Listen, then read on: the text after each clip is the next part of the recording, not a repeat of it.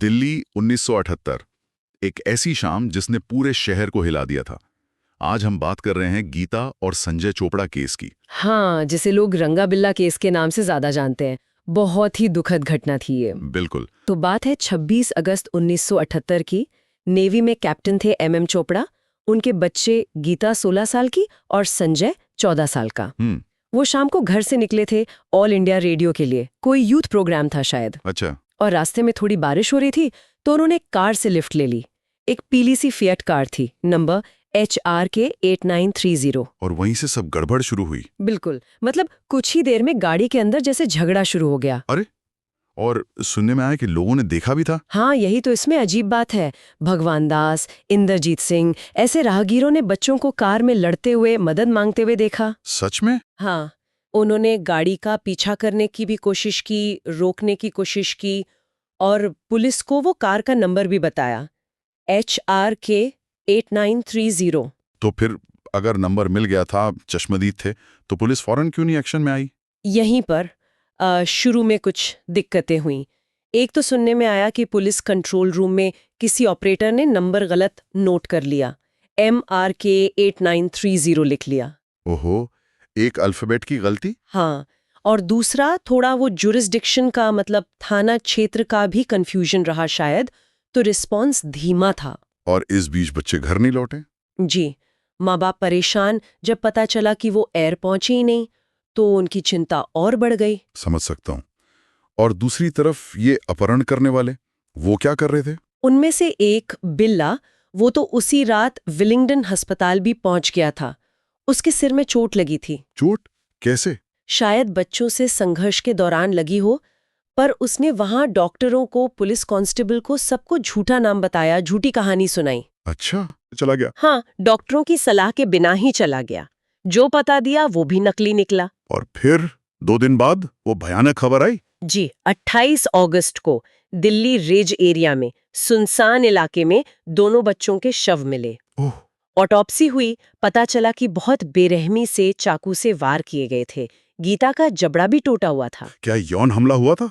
शवों की हालत काफी खराब थी, सड़ने लगे थे, तो ऑटोप्सी में इसकी पुष्टि नहीं हो पाई। इस खबर ने तो पूरे देश को झकझोर दिया होगा। बिल्कुल, मीडिया में बहुत कवरेज हुई। इतना दबाव बना कि तत्कालीन प्रधानमंत्री मोरारजी देसाई ने भी इस मामले में व्यक्तिगत रुचि दिखाई। फिर तो जांच तेज हुई होगी, पुलिस पर प्रेशर बहुत होगा। जाहिर है, बहुत ज्यादा प्रेशर था। फिर 31 अगस्त को वो फिएट कार मिल गई। अच्छा, वही कार? हाँ, और कमाल की बात ये थी कि उसमें कई अलग-अलग नंबर प्लेट्स मिली। मतलब वो नंबर बदलते रहते थे। शातिर थे मतलब। हाँ। कार से फॉरेंसिक टीम को काफी सबूत मिले, उंगलियों के निशान, बाल, खून के धब्बे, मिट्टी, जो क्राइम सीन की मिट्टी से मैच कर गई। और फिर रंगा और बिल्ला का स्केच? जी, वो भी जारी किए गए, अखबारों में छपे। तो गिरफ्तारी कैसे हुई इनकी? वो भी थोड़ी फिल्मी है।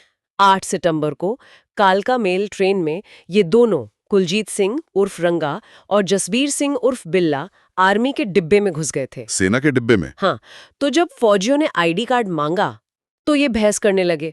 फिर फौजियों ने अखबार में छपे स्केच से इन्हें पहचान लिया। वाह, मतलब फौजियों ने पकड़ा इन्हें? जी, और उन्हें पकड़ लिया गया। पकड़े जाने के बाद तो मान लिया होगा जुर्म? शुरू में तो माना।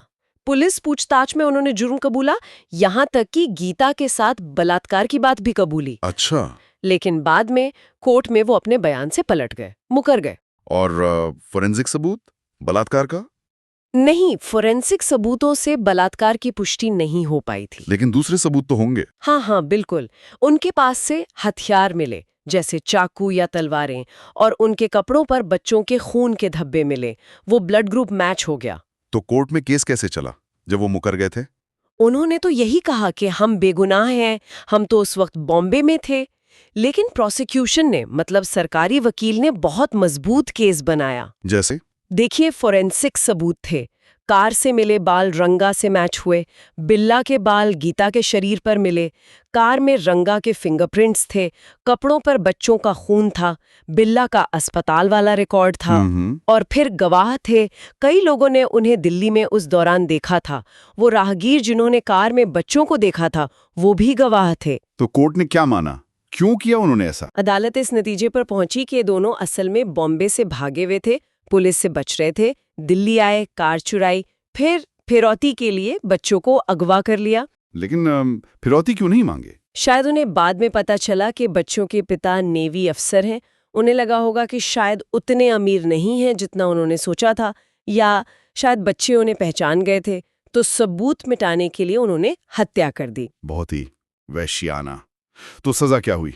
दोनों को हत्या, अपहरण और दूसरे जुर्मों के लिए दोषी पाया गया और मौत की सजा सुनाई गई। फांसी? जी। उन्होंने अपील की, दिल्ली हाई कोर्ट गए, सुप्रीम कोर्ट गए, सब जगह उनकी अपील खारिज हो गई। और राष्ट्रपति के पास दया याचिका? वो भी भेजी थी, लेकिन राष्ट्रपति ने भी उनकी दया याचिका नामंजूर कर दी। सुना है फांसी से ठीक पहले कुछ पत्रकार उनसे मिले थे। हाँ, ये एक अहम बात है।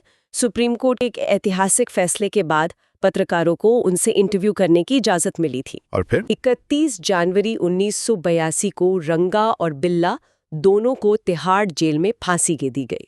एक भयानक अपराध कांड, लेकिन उन बच्चों की उनकी बहादुरी को भी याद रखा गया। हाँ, ये जरूरी है।